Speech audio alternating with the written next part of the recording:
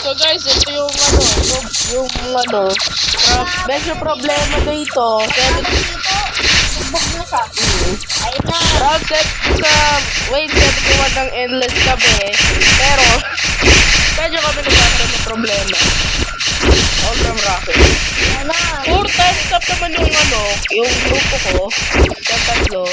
Pero, nagigigil sa Devyo at Yagyo ko dahil,